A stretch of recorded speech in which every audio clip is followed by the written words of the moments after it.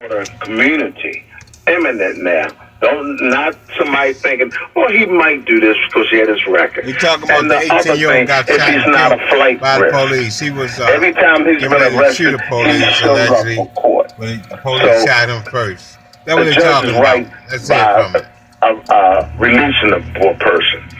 Other than that, people will say, well, he had a gun charge. I've worked at a school where a kid was in the school and he had killed his mother's boyfriend, and he was still in school. Other kids were there who had ankle bracelets on their legs. That's a fact. So please don't try to make people believe that. And another thing, I also worked in practical. That's where I worked. Usually when you're at the car, and of course they can say the car was driving erratic. What they going to have a reason to stop the car.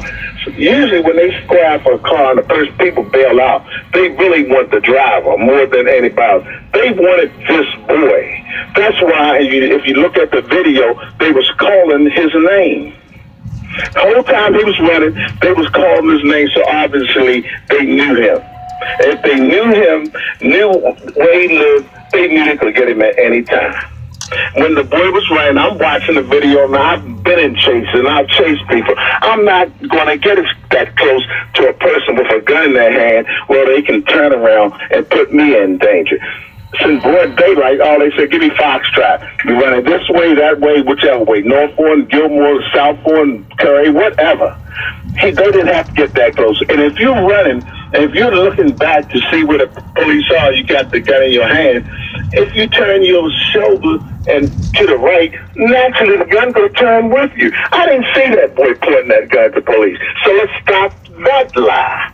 So maybe the boy would have been alive. He may not have been killed on the street that day, but maybe he would have been killed over the jail. So sometimes what's for you is for you, but let's not make excuses. Let's not talk about people shouldn't be put out on bail. If he fit those three criteria, he should have been out on bail. Thank you. Well, Thank you, Oscar. He was put out on an unsecured bail, though, which is the basic equivalent of being released on recognizance. Well, what difference does it make? Well, I mean, the difference is there was no skin in the game financially, and there was no guarantor. That's the problem I have. Ever not showed up at court when he was supposed to? I think, to my way of thinking, Oscar, and just tell me what your opinion is on this, because I actually do appreciate what you just said. I really respect what you just said. But is a question here, a little something here, a little bail or condition or something, anything, maybe would have gotten some to slow up. The judge told him what he's supposed to do, but he just didn't do it. But he always showed up for court. He wasn't a flight risk. He wasn't an imminent danger to anyone that they knew of in particular. So he met all criteria. You can't after the fact say, well, people say he shouldn't be put out on bail. Well, if you don't want people to be on bail, then change the law. He can't be like Donald Trump now and just change the law as you go along. You got to deal with what's on the books now. You got a very good point, Oscar. We appreciate your point of view. Right, thanks for calling in, my man. My man, Oscar. Ernest, thanks for being so patient. You're on WOLB Justice for All. Thanks for calling in. We always look forward to hearing from you. I agree with Oscar. And Oscar and I, we worked at the school. Both of us was police officers. So we understand this probable cause. Speak. That's what it was. Did Julius Salisbury get a bail? Yes, he did. Wasn't he a flight risk? Time. Yeah, he was a flight risk. And did he flee? And he did. And all right, then. someone paid $1 million. Everybody should be able to get a bail.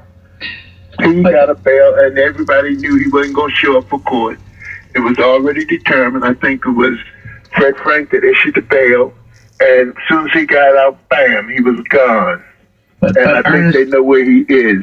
The difference is, I think he's dead by now, I would think. But Ernest, the difference is, this was an unsecured bail, which means that the kid signed a guarantee that he would pay $250,000, which is ludicrous for an 18-year-old. I mean, where's he going to get $250,000 if he didn't show?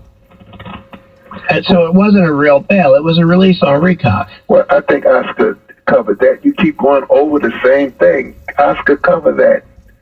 And he made it plain where Ray Charles could see what's going on here. Now, the thing is this. I know you're not black. You never lived in the inner city.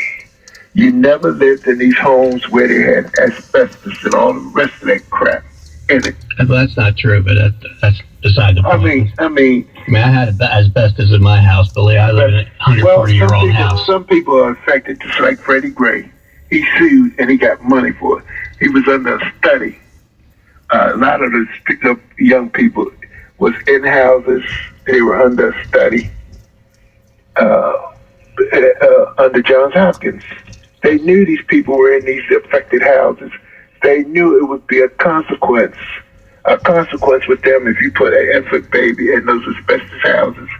And as they grew up, that they would have a diminished effect on their brain. So I don't think, they still cars in Hamden. White people steal cars. White people steal cars in Pigtown.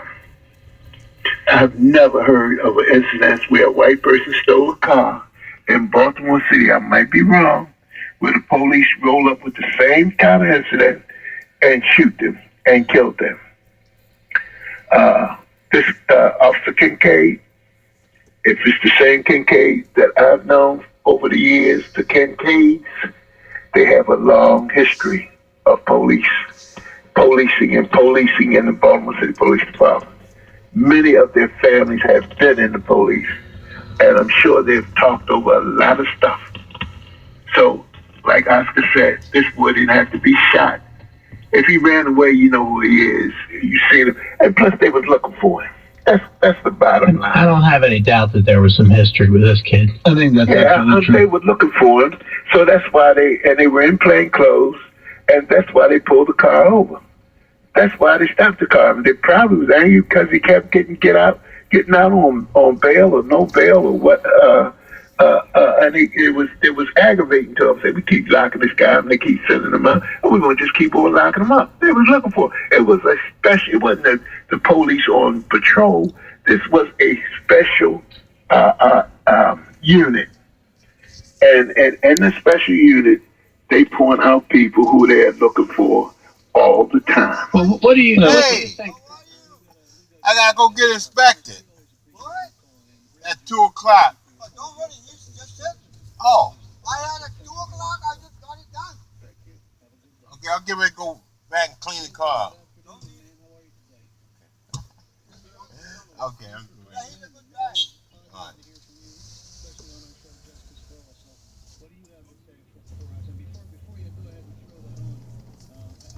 right. Is Ira with us yet? Yes. Ira, good afternoon. Ira Cook's going to be joining us as an attorney from Western Maryland. But Ira, we've been talking to some folks about the Curtis Deal situation in Baltimore City over the weekend, and we're going to listen to Nathan give us his wisdom. Go ahead, Nathan. Well, when I saw that video, it looked like to me a gang-related shooting. Because the Justice Department already declared Baltimore City Police a racist gang. That's all they are.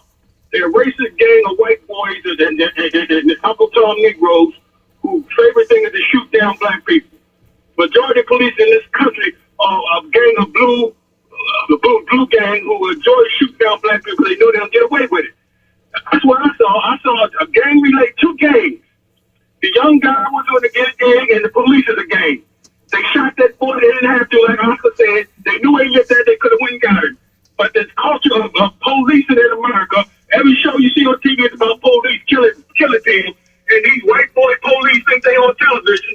And they shot that boy down like a damn dog. That's what I saw. Gang. The Baltimore City Police ain't nothing but a gang of white boys and Uncle Tom Negroes killing out black people. Black people tired of this, man. Black people gonna fight back one day. Have a nice day. Thank you, Nathan. Thank you, Nathan. Fred, are you with us? Oh man, great show. Well, we appreciate when you call in, Fred. I tell you, a guy walked into a church and killed 9 people.